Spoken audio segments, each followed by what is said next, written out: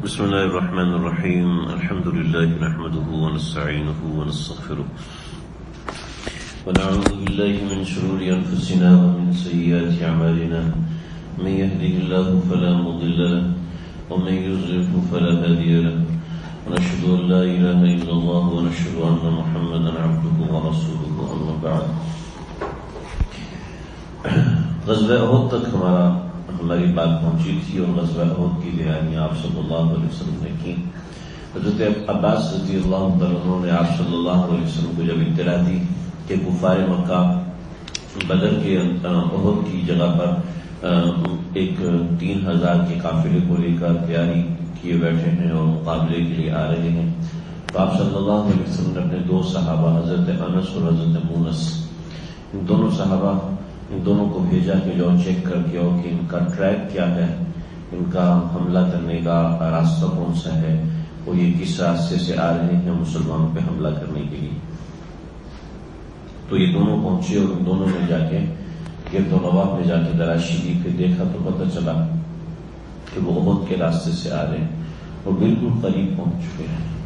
تو آپ صلی اللہ علیہ وسلم نے اس کے بعد پھر حضرت حباب بن منذر رضی اللہ عنہ کو بھیجا کہ وہ دیکھ کر آئیں کہ دشمن کی تعداد کتنی ہے اور وہ کس طریقے سے آ رہے ہیں. تو پھر حضرت حباب بن منذر کے اور پھر حضرت حباب بن منذر نے جا کے ان کا اندازہ لگایا کہ یہ لوگ کتنی بڑی تعداد میں ہیں اور یہ کس طریقے سے مقابلہ کرنے کے لیے پہنچ رہے ہیں. دشمن کی جو تعداد ہوتی ہے جیسے تیر انداز ہیں وہ زیادہ رکھے ہیں، تو اس کا معنی یہ ہے کہ دشمن نے دور سے مقابلہ کرنا ہے. اگر تلوار والے نیزے والے زیادہ ہیں تو اس کا مطلب ہے کہ دشمن نے آمنے سامنے آ کے مقابلہ کرنا ہے. اگر دشمن کے پاس پتھر بھی ہیں تو اس کا معنی کچھ اور ہے، دشمن کے پاس بڑے پتھر ہیں تو اس کا معنی کچھ اور ہے کہ وہ کسی اور طریقے سے حملہ کرنا چاہتا ہے. دشمن کے پاس فورات کتنی ہے، اس کے پاس قنوت کتنی ہے، تو یہ سب چیزیں دیکھ کر اندازہ ہوتا ہے. جو جنگ کے ماہرین ہیں وہ یہ دیکھ کے اندازہ لگا دیتے ہیں کہ دشمن کے پاس کیا چیز کس مقدار میں ہے، تو وہ کس طریقے سے مقابلہ کرنے کے لیے آ رہا ہے. یہ چونکہ ان لوگوں کی انتقامی کارروائی تھی غزوہ احد کہ مسلمانوں سے چھٹکارا حاصل کرنا چاہتے تھے، تو اس لحاظ سے نمبر 1 تو لشکر چلار ان کا بڑا تھا، دوسرا انہوں نے اپنے ساتھ عورتوں کو رکھا تھا کہ انتقامی کارروائی تھی کہ عورتیں مردوں کو پیچھے نہیں ہٹنے دیں گی، ان کو ان کی غیرت وغیرہ یاد دلاتی رہیں گی. چنانچہ 11 شوال کی رات میں شدید خطرہ تھا مدینہ شریف کے اندر، تو مسلمانوں کو شدید پریشانی تھی کہیں ایسا نہ ہو کہ رات کے وقت کفار حملہ کر دیں، اس لیے کہ عام طور پہ رواج نہیں تھا کہ رات کے وقت کوئی حملہ کرے گا، بے خبری میں کوئی حملہ کرے گا. اس زمانے میں ایسا نہیں تھا، اس کو غیرت کے خلاف سمجھا جاتا تھا. لیکن چونکہ دشمن ہے اور دشمن کسی بھی ارادے سے آ رہا ہے تو وہ جنگ ہے، اور جنگ کے اندر دشمن کسی بھی طریقے سے وار کر سکتا ہے، کیونکہ مسلمانوں نے اپنے اصول رکھے ہوئے تھے، کفار نے اپنے کوئی اصول نہیں رکھے تھے. تو اس وجہ سے رات میں شدید خطرہ تھا. تو حضرت سعد بن معاذ، حضرت اسید بن حذیر، حضرت سعد بن عبادہ رضی اللہ تعالیٰ عنہ، انہوں نے مسجد نبوی کا پہرہ کیا، آپ صلی اللہ علیہ وسلم کے گھر کی حفاظت کی، اور اسی طریقے سے دوسرے صحابہ اکرام کو شہر کی کونوں کونوں میں بٹھا دیا کہ رات کے وقت دشمن اگر آتا ہے وہ ہم اپنی حفاظت کر سکیں، اطلاع کر سکیں کہ مسلمان تیار ہو جائیں. چنانچہ شب جمعہ میں یہ سارے معاملات ہوئے. صبح جب ہوئی تو آپ صلی اللہ علیہ وسلم نے صحابہ کو بلا کے مشورہ کیا. جو مشورہ ہوا تو میں نے سارا کل بتا دیا. اس میں آپ صلی اللہ علیہ وسلم نے اپنا خواب بھی بتایا. حضرت حمزہ، حضرت سعد بن عبادہ اور حضرت نعمان بن مالک انہوں نے بڑھ چڑھ کے باتیں کی تھیں کہ ہم تو کھانا نہیں کھائیں گے جب تک باہر نکل کے بات نہیں کریں گے. پھر آپ صلی اللہ علیہ وسلم نے تیاری فرما لی. تیاری فرمانے کے بعد آپ صلی اللہ علیہ وسلم باہر نکلے، اور باہر نکل کے آپ صلی اللہ علیہ وسلم نے تقریباً 14 صحابہ کرام کو لشکر سے خارج کیا کہ وہ چھوٹی عمر کے تھے. اس کے حوالے سے بھی بات کر چکا. مقام شیخین کے حوالے سے میں بات کر چکا ہوں کہ مقام شیخین پر آپ صلی اللہ علیہ وسلم نے 5 نمازیں پڑھی ہیں. تو وہیں پر جو ابی بن خلف ہے، جو رئیس المنافقین، عبداللہ بن ابی بن رئیس ابی اور عبداللہ بن ابی جو رئیس المنافقین ہیں، وہ اپنے 300 لوگوں کو لے کے الگ ہو گیا. بعض روایت کے مطابق 350 لوگوں کو لے کے الگ ہوا. پھر آپ صلی اللہ علیہ وسلم نے اگلے دن احد پہنچے، اور احد پہنچ کر آپ صلی اللہ علیہ وسلم نے فوج کو ترتیب دیا. جو احد پہاڑ ہے، یہ احد پہاڑ آپ حضرات نے چونکہ دیکھا نہیں ہے، اور جنہوں نے دیکھا ہے اگر انہوں نے تحقیقی انداز میں نہیں دیکھا تو وہ اس کو ایسے سمجھ نہیں سکتے ہیں۔ احد پہاڑ محض ایک سیدھا کھڑا ہوا پہاڑ نہیں ہے، بلکہ احد پہاڑ اس طریقے سے بنا ہوا ہے کہ وہ کہیں طویل ہے اور کہیں اندر چلا جاتا ہے، کہیں طویل ہے اور کہیں اندر چلا جاتا ہے۔ ایک جگہ احد پہاڑ میں ہے جہاں احد پہاڑ وی شیپ بناتا ہے، لیکن وی شیپ بالکل سیدھی نہیں، بلکہ وی شیپ اس طریقے سے کہ اس کی ایک شیپ تھوڑی سی آگے بڑھی ہوئی ہے اور ایک وی اندر کو گھسی ہوئی ہے، یعنی وی بنی ہوئی لیکن تھوڑی ٹیڑھی کر کے بنی ہوئی ہے، سمجھ رہے ہیں؟ اس لحاظ سے ایک جگہ بنی ہوئی ہے، اور اس وی شیپ کے سامنے یہاں پر، یعنی جہاں وی شیپ کھلتی ہے اس کے بالکل سامنے ایک بہت بڑا پہاڑ ہے جس کو جبل رماد کہتے ہیں۔ اس وقت اس کا کوئی نام نہیں تھا، لیکن اس کو جبل رماد کہتے ہیں، یعنی تیر اندازوں کا جبل۔ تو یہ احد پہاڑ کے سامنے ایک پہاڑ تھا۔ اب احد پہاڑ کے سامنے یہ ایک پہاڑ ہے، اور اس احد پہاڑ کے درمیان اور اس پہاڑ کے درمیان تھوڑا سا فاصلہ ہے۔ اس کو آپ کہہ سکتے ہیں کہ سمجھ لیں یہاں سے لے کے ہماری سوسائٹی کے گیٹ تک، جس کو آپ کہہ سکتے ہیں 400-500 میٹر کا فاصلہ ہے، آدھا یا پونا کلومیٹر کا فاصلہ۔ یہ جو درمیان کا فاصلہ ہے، آپ علیہ السلام نے اس جگہ کو میدان جنگ بنایا، ٹھیک ہے جی۔ درمیان کے فاصلے کو آپ صلی اللہ علیہ وسلم میدان جنگ کے طور پہ استعمال فرمایا۔ یہ جبل رماد ہے، جبل رماد ایک پہاڑ ہے، اس کا رقبہ اتنا ہوگا جتنا یہ ہماری مسجد کا پلاٹ ہے، سمجھ لیں، اور اسی کے ساتھ یعنی 1600 گز یا 3-4 ہزار گز کا ہوگا، اتنا ہوگا یا اس سے دگنا ہوگا۔ پھر اس کے ساتھ ایک وادی، ایک نہر نکلتی ہے جس کو وادی قنات کہتے ہیں، کہ اس میں پانی بہ رہا تھا، لہٰذا یہ جگہ پانی کی وجہ سے محفوظ تھی کہ دشمن پانی کے اندر سے نہیں آ سکتا۔ دوسری، یہ جو پہاڑ تھا اس پہاڑ کے ساتھ تھوڑی سی جگہ تھی، اور کہیں دشمن یہاں سے گھوم کر آ کے مسلمانوں کو پیچھے سے اٹیک نہ کر دے، تو آپ صلی اللہ علیہ وسلم نے یہاں پر 50 تیر انداز بٹھا دیے، 50 تیر انداز بٹھا دیے کہ تم لوگوں نے یہاں سے نہیں ہٹنا۔ اور اس کے سامنے جو پہاڑ کا حصہ ہے، اس سامنے پہاڑ کے حصے کے اوپر آپ صلی اللہ علیہ وسلم نے کچھ لوگ بٹھا دیے جن کے ہاتھ میں پتھر جمع کر دیا کہ تمہارے پاس پتھر رہیں گے یا تم نے پتھروں کے ذریعے سے دشمن کا استقبال کرنا ہے، تو ٹھیک ہے۔ اور درمیان میں مسلمانوں کی صفیں بنائیں، ان صفوں کے 3 گروپ بنائے، ایک گروپ کا نام میمنہ، ایک گروپ کا نام میسرہ، اور ایک گروپ کا نام قلب، ٹھیک ہے۔ قلب جو درمیان والا ہے، میمنہ جو دائیں طرف والا ہے، اور میسرہ جو کہ بائیں طرف والا۔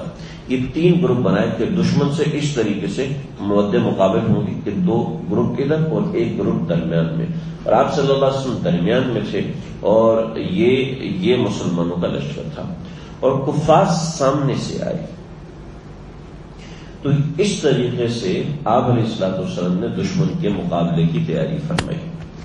یعنی اس سے سمجھ میں آتا ہے کہ پیغمبر کے ذمے صرف یہ نہیں کہ وہ بھروسہ اور توکل کر کے بیٹھ جائے، بلکہ اس کے ذمے ہے کہ وہ پورے اسباب اختیار کرے، جو جنگی اسباب ہیں ان جنگی اسباب سے پیچھے نہ ہٹے، جس قدر جنگی اسباب اختیار کر سکتا ہے اس کو اس قدر جنگی اسباب اختیار کرنے چاہیے۔ آگے جو دشمن ہے، دشمن کے اندر بھی ان کے 2-3 گروہ تھے۔ ایک دشمن بھی میمنہ، میسرہ اور قلب، ان تینوں گروپوں کو اپنے ساتھ بنا کے لا رہا تھا۔ ان کے میمنہ پر تھے حضرت خالد بن ولید، ٹھیک ہے۔ میمنہ پر خالد بن ولید ہے تو مسلمانوں کا میسرہ ہو جائے گا، سمجھ میں آ رہا ہے؟ یہ مشکل لگ رہا ہے، یعنی ان کا دایاں تو مسلمانوں کا بایاں، ٹھیک ہے، تو اس کی طرف جبل رمات آ جاتا ہے، ٹھیک ہے۔ اور ان کے میسرہ پر یعنی سیدھے ہاتھ پر حضرت اکرمہ بن ابی جہل تھے جو ابھی تک مسلمان نہیں ہوئے تھے، ان کی وہاں پر یہ تھے، اور درمیان میں صفوان بن امیہ اور عمر بن عاص اور عبداللہ بن ابی ربیعہ، یہ لوگ تھے۔ درمیان میں ابو سفیان تھے، اور پیچھے عمر بن عاص کو اور عبداللہ بن ابی ربیعہ کو تیر اندازوں پر بٹھایا ہوا تھا، کہ یہ تیر اندازی کر کے مسلمانوں کو زخمی کریں گے، نقصان پہنچائیں گے اور پھر ہم لوگ اٹیک کریں گے۔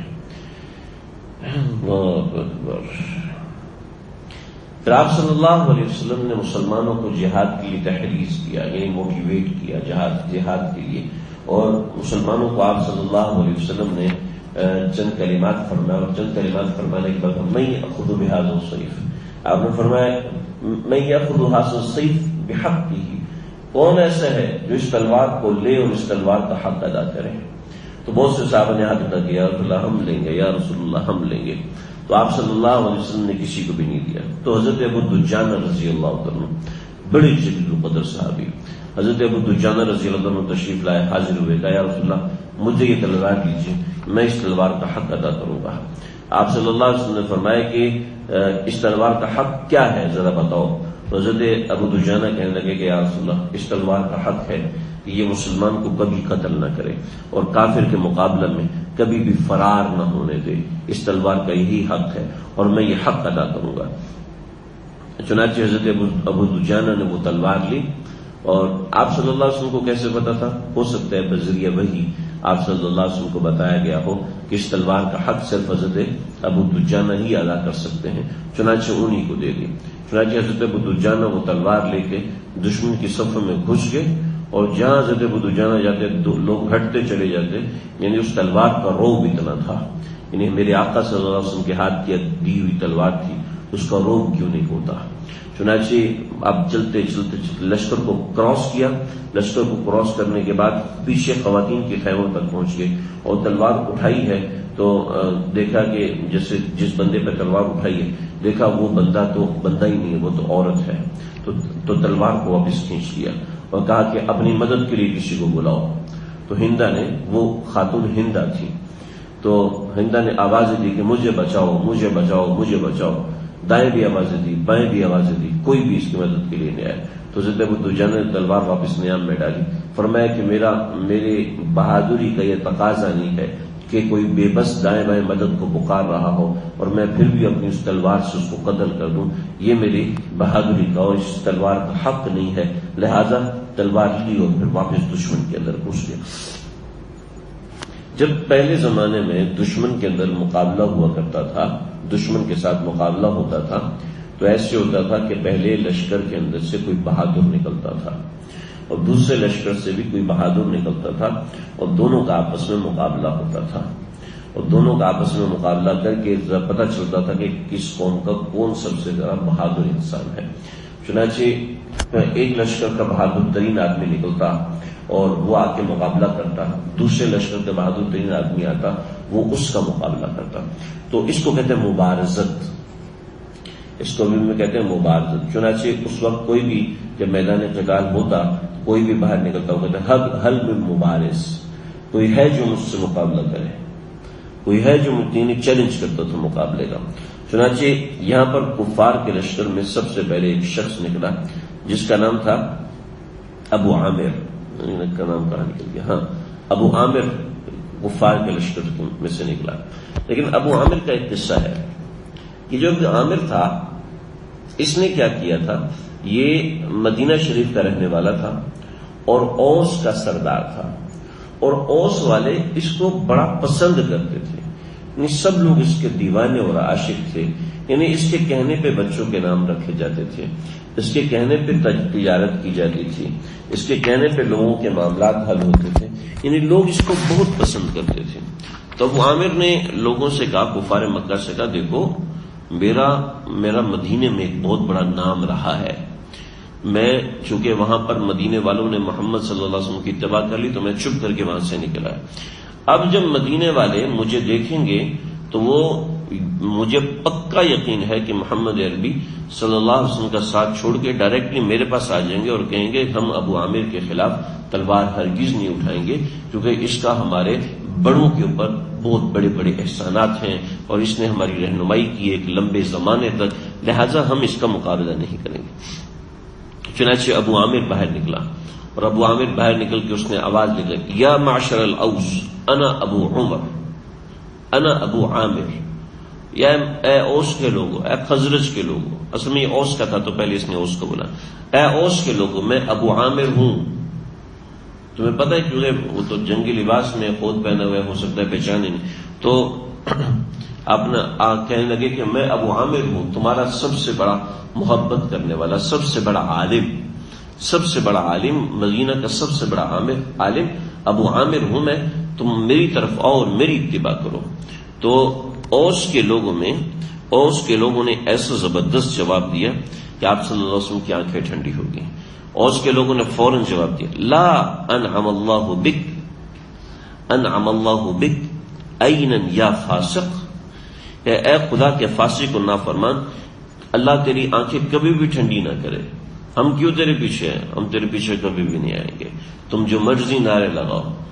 یعنی اس کو یہ 100% یقین تھا کہ مدینہ کے سارے لوگ میرے ساتھ ہو جائیں گے اور محمد عربی صلی اللہ علیہ وسلم کے ساتھ صرف کوئی 250-300 لوگ رہ جائیں گے، بقیہ سارے لوگ میرے ساتھ ہو جائیں گے، تو لہٰذا 250-300 لوگوں کو ختم کرنا کوئی مسئلہ ہی نہیں. یہ پہلا ان کے منہ پہ وار پڑا، پہلا ان کے منہ پہ تھپڑ پڑا کہ انہوں نے فوراً ابو عامر کو کہا، اور ابو عامر کو اتنی سبکی ہوئی کہ وہاں سے بھاگ کے لشکر سے الگ ہو گیا، واپس چلا گیا، وہ آگے بڑھا ہی نہیں. اس کے بعد کفار کے لشکر کا ایک عالم بردار تھا طلحہ بن ابی طلحہ، یہ آگے آیا اور اس نے للکارا، کہتا اے اصحاب محمد، تم کیا سمجھتے ہو اللہ نے ہم کو تمہاری تلواروں سے جلدی جہنم پہنچانا، اللہ تعالیٰ تمہاری تلواروں سے ہم کو جلدی سے جہنم میں پہنچاتا ہے اور ہماری تلواروں سے تم کو جلدی سے جنت میں پہنچاتا ہے، لہذا کوئی ایسا ہے جو اپنی تلوار سے مجھے جہنم میں پہنچائے یا میری تلوار سے جلدی سے جنت میں چلا جائے تو آج میں اس کو جنت پہنچانے کے لیے تیار ہوں. نے مسلمانوں کا مذاق اڑایا. جو اس نے یہ کلمات کہے تو حضرت علی رضی اللہ عنہ آگے بڑھے اور حضرت علی رضی اللہ عنہ نے تلوار نکالی اور یہ گھوڑے پہ سوار تھا اور حضرت علی پیدل تھے. یہ آگے بڑھا، حضرت علی چھوٹے قد کے تھے، حضرت علی کا قد چھوٹا تھا، تو حضرت علی رضی اللہ عنہ نے اچھل کے تلوار ماری، اس کا پاؤں کٹ کے رب ہو گیا. یہ وہاں ایسا تڑپا ہے. اس کے بعد حضرت علی پیچھے ہٹے تو حضرت علی نے چہرہ پیچھے کر لیا. آپ نے پوچھا علی کیا مسئلہ ہے، کیوں چہرہ پہ؟ یا رسول اللہ میں نے اس کی ٹانگ کاٹ دی تو اس کے ساتھ اس کی دھوتی کھل گئی، تو مجھے شرم آئی کہ میں کسی ننگے آدمی پہ کیسے وار کروں. پھر حضرت علی نے دوسرا وار کیا، اس کا سر کے 2 ٹکڑے کر دیے. یہ ایسا خطرناک وار تھا، ایسا خطرناک وار کہ قریش ہل کے رہ گئے. اس کے بعد حضرت علی تو واپس آ گئے تو عثمان بن ابی طلحہ، یہ جو طلحہ بن ابی طلحہ کا بھائی ہے، یہ آگے بڑھا اور اس نے آگے بڑھ کے رضیہ اشعار پڑھے، ان علی اہل اللواء حق ان تغضب الزعداء ان تنطقا، کہتے علم بردار کا فرض ہے کہ لڑتے لڑکے اس کا نیزہ دشمن کے خون سے رنگین ہو جائے یا ٹوٹ جائے. انہیں غیرت کے اشعار تھے. مطلب یہ ہے کہ یا تو میں ذبح کر دوں گا مسلمانوں کو یا پھر میرا نیزہ ٹوٹ جائے گا، مطلب یہ کہ دشمن مجھے ختم کر دے گا. حضرت حمزہ آگے بڑھے اور ایک ہی وار میں اتنی تیزی سے اس کا سر کاٹا کہ حضرت حمزہ کی تلوار کے اوپر خون بھی نہیں لگا. حضرت طلحہ، حضرت حمزہ ایسی لڑائی کرتے تھے. اس کے بعد اور بھی بہت سے لوگ آئے اور تقریباً 20 مبارز آئے. 20 مبارز میرے پاس تقریباً 11 لکھے ہوئے ہیں، سب کو بتاؤں گا تو ایسے ہی وہ بات بڑھتی چلی جائے گی. 20 مبارز آئے اور 20 کے 20 مبارز کفار کے مارے گئے. مسلمانوں کا کوئی ایک بھی نہیں مارا گیا، نہ کوئی ایک مارا گیا اور نہ کوئی ایک زخمی ہوا. 20 مبارز آئے. یہاں پر مبارزت کا مقابلہ کرنے والے اصل میں بہت سے لوگوں نے عجیب باتیں لکھی کہ 20 کے 20 مبارزین کو حضرت علی نے ختم کیا، حالانکہ یہ بات بالکل غلط ہے. حضرت عاصم نے بھی ختم کیا، حضرت زبیر، حضرت طلحہ اور اسی طریقے سے حضرت حمزہ، حضرت سعد بن ابی وقاص، اور اس طریقے سے مختلف لوگوں نے مقابلے کیے تھے اس مبارزت کے اندر. جب کفار نے دیکھا کہ ہمارے تو 20 بندے مارے گئے، ہمارے 20 بندے، بعض روایت میں 22 بندے مارے گئے، تو جب کفار نے یہ دیکھا کہ ہمارے 20 نہیں 22 بندے، ہمارے 22 بندے مارے گئے ہیں، تو انہوں نے کہا بھی اس طریقے سے اگر مقابلہ کریں گے مسلمانوں کا تو ایک بھی نہیں مارا، ہماری 20 لاشیں کھڑی ہو گئی، تو یہ تو بڑی نقصان کی بات ہے. اور ان میں تقریباً 8 ایک ہی خاندان کے لوگ تھے. 8 یہ طلحہ بن ابی طلحہ کے خاندان کے لوگ ہی تھے، چند اس کے بھائی تھے اور چند اس کے پوتے تھے. یعنی سارے تقریباً ایک خاندان کے، تقریباً 8 ایک خاندان کے، اور بقیہ جو تھے تقریباً 14 جو ہیں وہ دوسرے خاندان کے لوگ تھے۔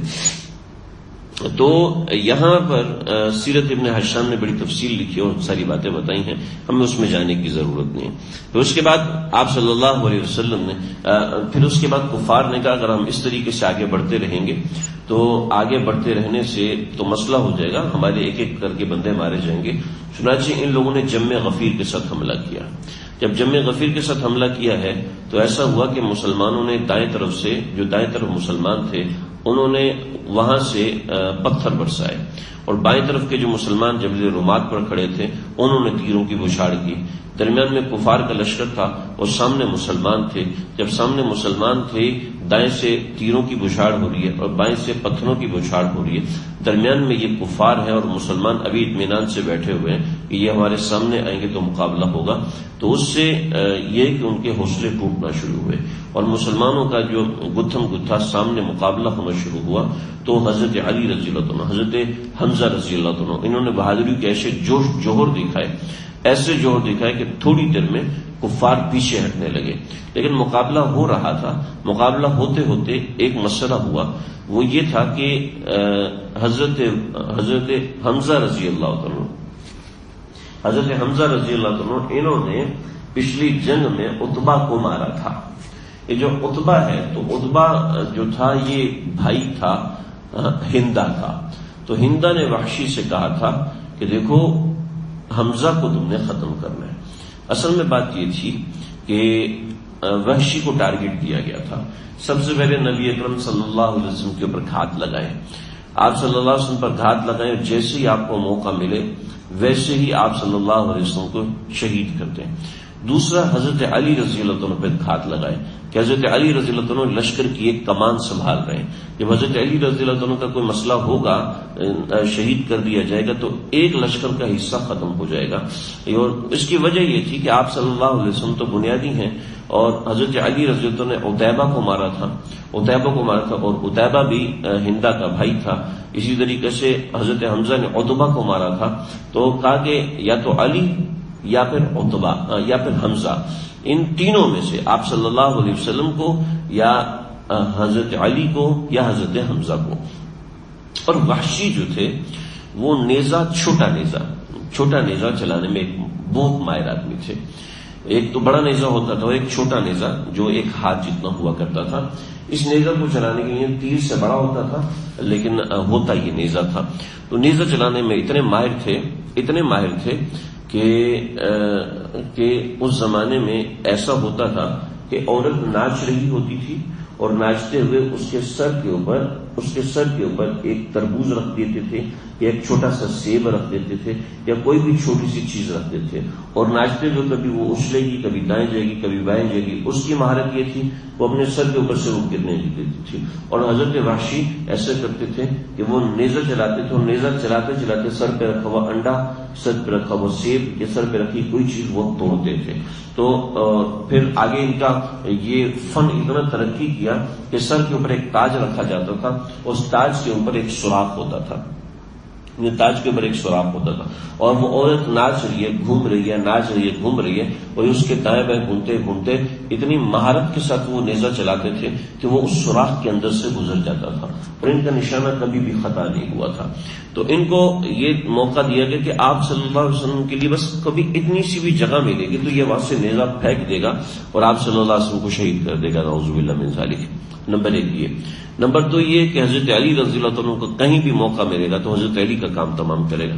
تو حضرت وحشی کہتے ہیں کہ میں گیا اور میں نے آپ صلی اللہ علیہ وسلم کے قریب ہو کے دیکھنے کی کوشش کی تو آپ صلی اللہ علیہ وسلم کو 30 صحابہ نے گھیرا ہوا ہے، لہٰذا جب آپ صلی اللہ علیہ وسلم کو ادھر ادھر ہر طرف سے گھیرا ہوا ہے تو میں نے سمجھ لیا کہ یہاں پہ مجھے نیزہ مارنا نہیں پہنچ سکوں گا، کہ رینج نہیں ملے گی مجھے نیزہ چلانے کے لیے۔ چنانچہ وہ آئے حضرت علی کے پاس، حضرت علی کی طرف دیکھا تو حضرت علی رضی اللہ عنہ جب تلوار چلاتے تھے تو وہ جیسے بائیں طرف تلوار چلا رہے ہیں تو دائیں طرف سے غافل نہیں ہوتے تھے، آگے تلوار چلا رہے ہیں تو پیچھے کی طرف سے غافل نہیں ہوتے تھے۔ سمجھے میری بات؟ میرے ایک ماموں ہیں، وہ فٹ بال کے بڑے ماہر تھے. ان کو پاکستانی کوئی نیشنل ٹیم یعنی ایک صوبائی ٹیم ہے ان کی طرف سے بھی بلایا گیا تھا. فٹ بال میں بہت ماہر تھے. تو کیا ہوا، وہ جب کھیلتے تھے تو ان کو پتہ چل جاتا کہ میرے پیچھے سے بندہ آ رہا ہے. کھیلتے کھیلتے ان کو پیچھے سے پتہ چل جاتا تھا کہ یہاں سے بندہ آ رہا ہے، دائیں سے بندہ آ رہا ہے، بائیں سے بندہ آ رہا ہے. وہ فٹ بال کو بھی دیکھ رہے ہوتے تھے اور صرف اپنے احساس سے پتہ کر لیتے تھے کہ پیچھے سے بندہ آ رہا ہے اور اس نوعیت کی کک مارنے کے لیے آ رہا ہے. لہٰذا وہ پہلے سے اس کی تیاری کر لیتے تھے پیچھے دیکھے بغیر. ہاں جی، کیا ہوتا ہے یہ، آپ اگر کوئی بھی چیز کھیلتے رہو تو آپ کے سینسز اس میں کھل جاتے ہیں، آپ کے سینسز اس میں ایسے کام کرنے لگتے ہیں کہ آپ کو پتہ چل جاتا ہے.